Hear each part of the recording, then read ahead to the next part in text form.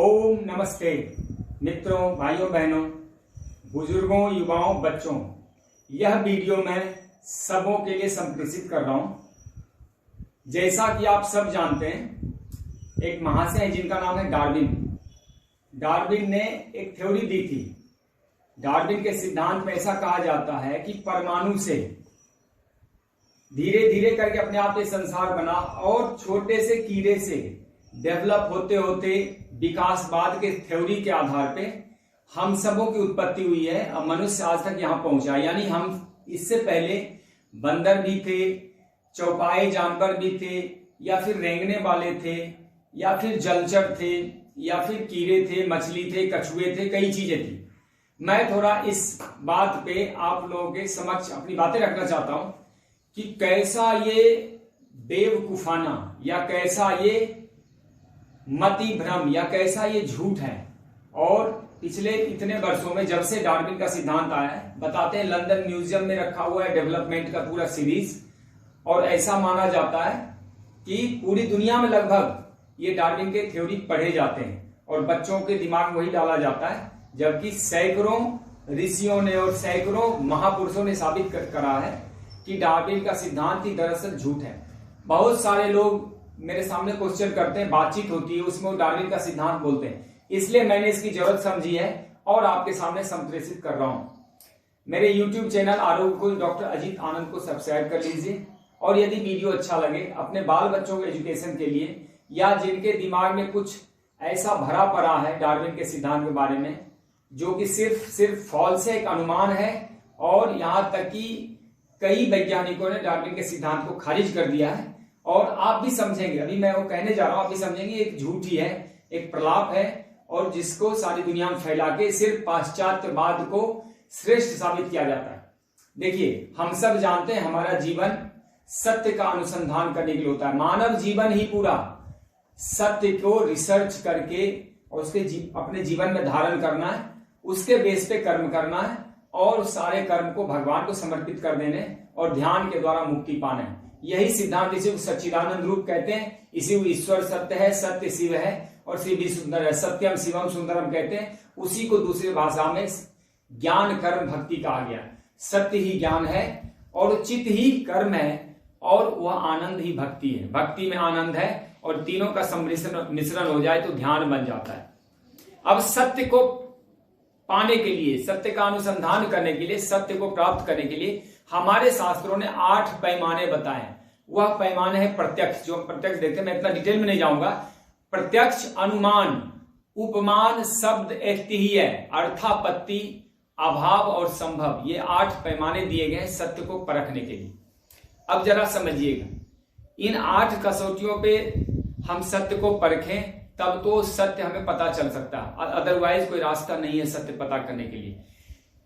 ईश्वर यद्यपि अनुमान का भी विषय नहीं है, यह तो समय है, फिर भी एक सीमा तक अनुमान लगाया जाता है कि संसार का व्यवस्थित रूप आप देखें तो आप समझ पाएंगे कि ऐसी सुव्यवस्था किसी विशेष शासन से ही संभव है, और वह किसी सर्वशक्तिमान के द्वारा ही संभव है, क्योंकि जो मनुष्य उसकी व्यवस्था को समझ पाने में असमर्थ है, वह करने में तो बिल्कुल असमर्थ होगा। जैसे सूर्य, चंद्र इत्यादि जो ग्रह नक्षत्र हैं, उसके तह तक जाने का भी ज्ञान मनुष्यों में अभी तक संभव नहीं हो सका। ब्रह्मांड में करोड़ों ऐसे पिंड हैं जिसको तो हम अभी तक जान ही नहीं पाए, पता ही नहीं लगा पाए। इसी तरह नियमित रूप से एक नियम कानून के द्वारा ये सारा मौसम चक्र या हवा या पृथ्वी या अग्नि, आकाश, ये जितना भी पर्यावरण, प्रकृति, ये सब चलता रहता है। इस सब में भी क्लियर हो जाता है कोई न कोई तो बैठा हुआ है जो यह सृष्टि को चला रहा है, 24 घंटे दिन रात ये सारा व्यवस्था कर रहा है। इसके अलावे पृथ्वी आदि के धारण करने भी, देखिए पृथ्वी के नीचे पानी है, जल है, जल के ऊपर मलाई, जैसे दूध पे मलाई तैरती है वैसे ही पृथ्वी तैरता रहता है। इस सबसे भी ईश्वर सिद्ध होता ही है। फिर एक और बात है कि यदि कोई कुर्सी है, टेबल है, टीवी है, तो कोई इनको इसको बनाने वाला होगा। यदि कोई नियम है या कोई वस्तु है तो उसका निर्माता तो होता ही है ना कोई, बेशक हम उसको ना जानते हो। तो ये सब समझने के बाद इतना तो हमें समझना चाहिए कि कोई दुनिया में कोई काम तभी संभव होता है जब कोई उपकरण हो, ज्ञान हो, इच्छा शक्ति हो, कोई कर्म हो, कोई क्रिया हो, ये सब मिलके ही कोई चीज तैयार होता है, ऐसे कोई व्यवस्था बनती नहीं। तो जैसा कि हम सब जानते हैं कि स्वेदज जो कि पसीने से उत्पन्न हुए कीटाणु हैं, बैक्टीरिया, वायरस हैं, और अंडज जो अंडा से आते हैं इस संसार में, और एक होता है उद्भिज जिसको कहते हैं पेड़ पौधे, एक होते हैं जरायु जो मनुष्य प्रजातियां हैं। यह सब चारों प्रजातियां उस ईश्वर की संतान है और ये चारों मिलकर इस संसार को चलाते हैं और चारों एक दूसरे पे इंटर डिपेंडेंट है, इंटर रिलेटेड है। एक दूसरे के बिना इनका जीवन संभव ही नहीं है। तो अब मैं आता हूं come to the point, Darwin के सिद्धांत। ओके, अब आप एक विलक्षण सिद्धांत सुन लीजिए। वो महाशय का नाम है डार्विन। उन्होंने कहा कि अमीबा जो कीड़े होते हैं, कीड़े से विकास होते होते रेंगने वाले, फिर फिसलने वाले, फिर मछली, फिर कछुआ, फिर पशु, फिर वनमानुष, बंदर, मनुष्य इत्यादि इत्यादि बनते चले गए और आज हम जो हैं वह बंदर से डेवलप होके आते हैं। यानी इसको कहते हैं विकासवाद का सिद्धांत। तो इस विकासवाद के सिद्धांत में दो चार चीजें समझने की है। बीज से अंकुर, फूल से फल बनने का विकास क्रम तो एक क्रमिक नियम के अनुसार चला आ रहा था, आज भी उपलब्ध है, ये हम सब देख रहे हैं। फिर मछली से कबूतर, या फिर यूं कहिए कि हाथी से फिर चींटी क्यों नहीं पैदा होना शुरू हो गया, या फिर चींटी से हाथी क्यों नहीं बन गया। आज मनुष्य से मनुष्य क्यों पैदा हो रहा है। यदि यह सिद्धांत था तो मनुष्य से आगे क्यों नहीं बना। भगवान राम लगभग 5.5-6 लाख वर्ष पहले आए थे। 5.5-6 लाख वर्ष पहले आने के बाद भी 5.5 या 5.5 लाख वर्ष बाद भी आज मनुष्य से मनुष्य क्यों उत्पन्न होते हैं। फिर कबूतर से कबूतर क्यों उत्पन्न होते हैं, बंदर से बंदर क्यों उत्पन्न होते हैं, हाथी से हाथी क्यों। यह एक विचारणीय प्रश्न है। फिर यह सोचे कि हड्डी रहित अमीबा से जीव जो हड्डी युक्त बन गया तो वह कैसे बन गया। तो उनका जवाब होता है कि मानसिक प्रेरणा से बन गया। ऐसा उन्होंने विचार किया। तो अब जरा सोचिए कि दांत में भी हड्डी नहीं है तो उसमें जैसे सुई चुभाओ तो कष्ट नहीं होता, तो फिर इससे मानसिक प्रेरणा से ये क्यों नहीं बन गया कि दांत पहले एकदम नरम होता, फिर हड्डी बनती, फिर उससे भी अगला कुछ होता। फिर कहते हैं कि कठोर काम करने से हड्डी बन गई। अब कठोर काम करने से हड्डी कैसे बनेगी। तो जो लोहार वगैरह अधिक काम करते, खूब मेहनत काम, उनके शरीर में एक्स्ट्रा हड्डी क्यों नहीं बन जाती। फिर उत्तर देते कि नस नाड़ी इकट्ठी होकर हड्डी बन गई। अब ये भी एक हंसी की बात है, क्योंकि यदि नस नाड़ी इकट्ठी होकर दांत बन जाती तो हमारे शरीर में इतनी सारी नस नाड़ियां, असंख्य नस नाड़ियां, कितने दांत और कितनी हड्डियां एक्स्ट्रा बन जाती। यानी दांत गिरने पर बुढ़ापे तक दांत फिर क्यों नहीं आते, फिर वो नस नाड़ी उसको दोबारा दांत, मतलब कई इसमें कुतर्क भरे पड़े हैं, यह कुछ समझ नहीं आता। अब एक और उत्तर वो देते हैं। एक उनका अंतिम उत्तर ये होता है कि परिस्थिति बस हड्डी बन गई। अब परिस्थिति का तो रोना घोर पागलपन है। यह परिस्थिति, एक ही परिस्थिति में भाई बहन सब उत्पन्न होते हैं संसार में, तो फिर भाई बहन को अलग, एक को दाढ़ी मूछ आता है, एक को दाढ़ी मूछ क्यों नहीं आता। मुर्गे मुर्गी एक ही परिस्थिति में पैदा होते हैं, गाय भैंस एक ही परिस्थिति में पैदा होते हैं। घोड़े को देखिए ऊपर नीचे दांत होता है, लेकिन गाय भैंस को ऊपर दांत नहीं होता। यह कैसी परिस्थिति, एक ही परिस्थिति में अलग अलग चीजें कैसे पैदा हो रही। मतलब उनके पास इसका कोई भी सार्थक जवाब नहीं है। ओके, अब देखिए, उसके दूध के दांत नहीं गिरते, कुत्ते का दूध का दांत नहीं गिरता, और घोड़े के स्तन नहीं होते, बैल के स्तन होते हैं। बच्चा पैदा होते समय घोड़ी का जीभ गिर जाता है। मतलब इतना विकासवाद के सिद्धांत पे इतना खोखला तर्क भरा हुआ है कि कुछ समझ नहीं आता। अब स्याही के 10 स्तन होते हैं, फिर उससे उन्नत होकर चूहिया हो गए, उसके 8 स्तन ही रह गए, फिर उन्नत होकर बिल्ली बन गई। ये और एक खोखला तर्क उन्होंने दिया है कि ऐसे करके विकास हुआ। गाय भैंस आदि आजन्म एक ही रंग का होता है, फिर मनुष्य के बाल लड़कपन में कुछ और होते हैं, युवावस्था में कुछ और होते हैं, और फिर बुढ़ापा में पिंगल कलर का हो जाता है, सफेद भी हो जाता है। यह तो साफ सुथरा है कि जैसे पर्यावरण का भी सिद्धांत ले लें तो प्रदूषित चीजें खा के, कार्बन डाइऑक्साइड पी के वृक्ष जो है अपना विकास करता है, वो उसका खुराक मिलता है, लेकिन मनुष्य वो खा ले तो मर जाए। यानी सबका अलग अलग भोजन है, सबका अलग अलग डेवलपमेंट है, रंग रूप रस स्वाद सुगंध स्पर्श सबका एक व्यवस्थित है। फिर आप देखिए कि क्रमिक विकास देखिए, कछुए की आयु लगभग 150 वर्ष है, और सांप की 120 वर्ष, और उसके बाद कबूतर की आयु 8-10 वर्ष है, फिर हाथी की आयु है लगभग 70 वर्ष। छिपकली जो होती बड़ी वाली जिसको कहते हैं मगरमच्छ, वह तो कई मन की होती है, 80 मन की होती है।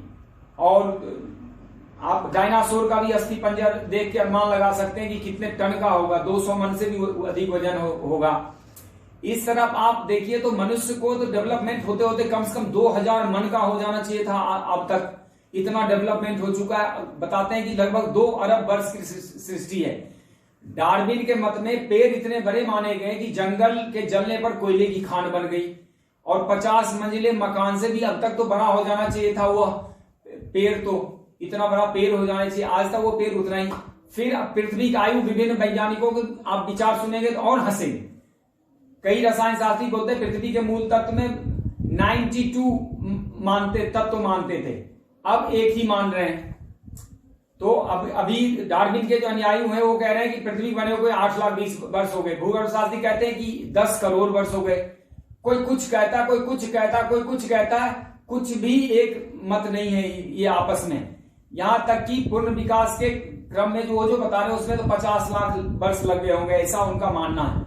लेकिन यह विकासवाद का सिद्धांत अगर ऐसा होता तो हर चीज अपनी एक क्रमिक विकास से ही चलता, यह अव्यवस्थित अपने अपने ढंग से क्यों चलता? हर का काम अलग, हर का रंग अलग, हर का भोजन अलग, हर का जो है उसके संसार को जो व्यवस्थाएं, संसारी व्यवस्थाएं ईश्वर ने बनाई वो अलग अलग है।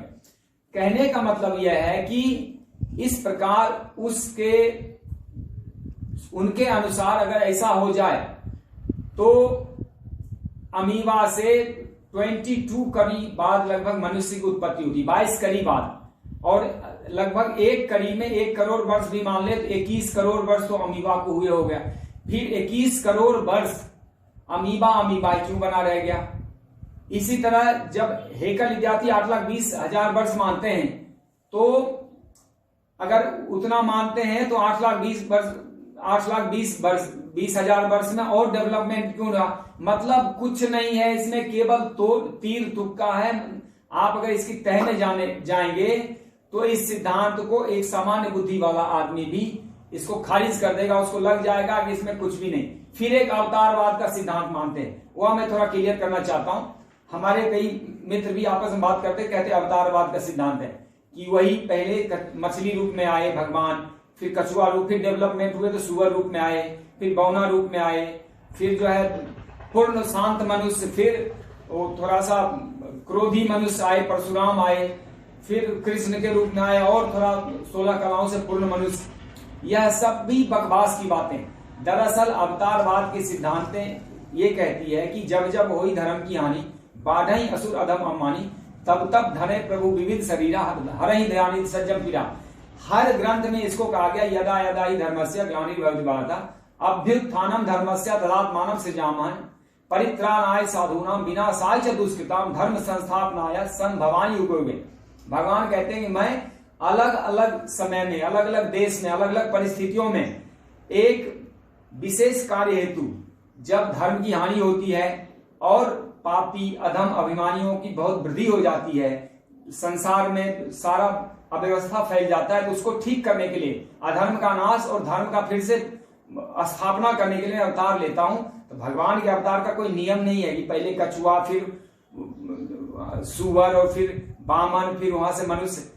वह तो एक विशेष परिस्थिति में अपने हिसाब से जब उनको लीला करना होता है, जब सिस्टम को फिर से सही करना होता है, तो भगवान आते हैं। यह हर धर्म में, हर ग्रंथ में आपको मिल जाएगा।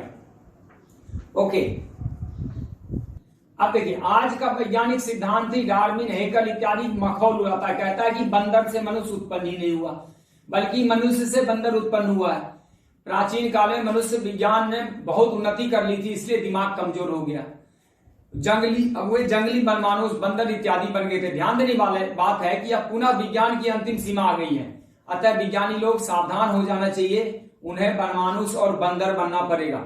कहां तक कहे, स्वयं डार्विन के पुत्र जॉर्ज डार्विन ने 16 अगस्त 1905 को कहा था कि जीवन और सृष्टि का रहस्य अब भी उतना ही गुप्त है, उतना ही अनसुलझा है जितना पहले था। मैं एक बात आप लोगों से पूछता हूं, आप साबित करके बताएं कि पहले बीज आया इस संसार में या पहले वृक्ष हुआ, पहले अंडा आया, पहले मुर्गा आया, पहले स्त्री आया, पहले पुरुष आया, ये कौन साबित कर सकता है, ये कौन आया? और अगर साबित नहीं कर सकते हैं तो इतना मान लेना चाहिए। एक सबसे अंतिम सत्य मैं कह के अपनी वाणी विराम देता हूं कि यह तो सामान्य बुद्धि वाला भी समझ सकता है कि सृष्टि का रहस्य इतना गुप्त, इतना क्लिष्ट, इतना अनसुलझा है कि इसको किसी ध्यान में जाके किसी लंबे साधना के बाद ही कोई इसको सुलझा सकता है। फिर भी हम ये सिद्धांत पे आते हैं कि गीता कहती है ममय बांसो जीव लोके जीव भूत सनातना प्रकृति पुरुषम चैव विद्वधानी उद्भावपी। रामायण भी कहती है कि ईश्वर अंश जीव अविनाशी चेतन अमल सहज सुप्रासी। इन दोनों शंकाओं का समाधान अब मैं अंतिम अपनी बातों में करने जा रहा हूं, और यदि आपको लगे कि यह समझने योग्य है या फिर एक्सेप्ट करने योग्य है तो एक्सेप्ट कीजिएगा। मैं नहीं कहता कि मैंने उस अंतिम सत्य को पा लिया, ईश्वर को पा लिया है। मैं तो तुच्छ बुद्धि वाला एक सामान्य मानव हूं, लेकिन मनुष्य हूं, इसलिए बुद्धि है, और बुद्धि है तो थोड़ा चिंतन मनन करता हूं तो कुछ चीजें समझ में आती। ईश्वर ने संसार बनाया ही नहीं। असल सत्य तो मुझे ऐसा लग रहा है ईश्वर संसार बनाया ही नहीं, तब तो नास्तिक कहेंगे कि मैं भी यही कह रहा था। दरअसल वो बात नहीं है। उससे आगे बात यह है कि ईश्वर ने संसार को प्रकट किया। यह सृष्टि कभी नष्ट होती ही नहीं है। संसार को ईश्वर प्रकट करते रहते हैं समय समय पे। नव निर्माण जीवात्माओं का नहीं किया है। यह सृष्टि, जीव तो अनादि काल से सतत चलते आ रहे हैं। यह सृष्टि भी अनादि है और अनंत है। यह कभी नष्ट नहीं होता। सृष्टि हमेशा प्रकट हो जाता है। एक समय बाद कोई चीज, जैसे अभी कोरोना वायरस का प्रकोप चल रहा है, तो सिस्टम एक बार ध्वस्त हो गया, फिर वहां से एक नया सिस्टम डेवलप होकर चलना शुरू कर देगा। तो इसी प्रकार जीव तो अनादिकाल से है और उसके अनंत अनंत कर्म भी साथ ही चल रहे हैं, किंतु ईश्वर ने उसे प्रकट कर दिया ताकि वे अपनी मुक्ति के हेतु प्रयत्न करें। तो अंतिम मैं ऋग्वेद का वाक्य कह के इसको समाप्त करता हूं और यह कहता हूं कि यह सारा जो डार्विन का सिद्धांत है, हेकर का सिद्धांत और भी जो वैज्ञानिकों का सिद्धांत है, यह सर्वथा ही झूठ है। उनका अवतारवाद का सिद्धांत भी झूठ है। कई हमारे भी भारतीय वासी भी, कई मैंने कुछ महात्माओं को सुना ऐसा कहते हुए अवतारवाद के सिद्धांत, वह भी मुझे लगता है झूठ है।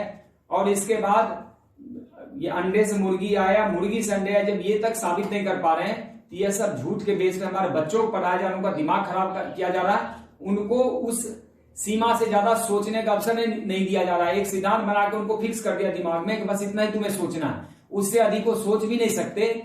और यही लॉर्ड मैकाले शिक्षा पद्धति का दुष्परिणाम है कि हमारे बच्चे वही गीत गा रहे हैं जो एक बार डार्विन ने गा दिया था और आज तक उसको पढ़ा रहे हैं और सिर्फ पश्चिमी श्रेष्ठता को साबित करें। सूर्य चंद्रमसौ धाता यथा पूर्व मकल्पयत् दिवम च पृथ्वी चा अंतरिक्ष मथो स्व। ये ऋग्वेद का सूक्त है। मतलब इसका मतलब है कि जिस प्रकार सृष्टि थी उसी प्रकार ईश्वर ने उसकी कल्पना की। बस कल्पना करते ही विश्व बन गया और उसके कर्मानुसार विश्व प्रकट हो गया। सृष्टि का अर्थ यह है कि सृज विसर्ग यानी छोड़ना। भगवान ने उसको सृष्ट कर दिया, प्रकट कर दिया। यानी सृष्टि कभी बनी नहीं है, उसको प्रकट किया गया है। और जन्म या नव निर्माण बोधक शब्द नहीं है। जैसे जल में बिजली थी वैसे ही हम सब इस संसार में पहले से थे, बस आते रहे। लकड़ी में आग थी तो उपलब्ध है, हमें बस वो समझना है चीजों को।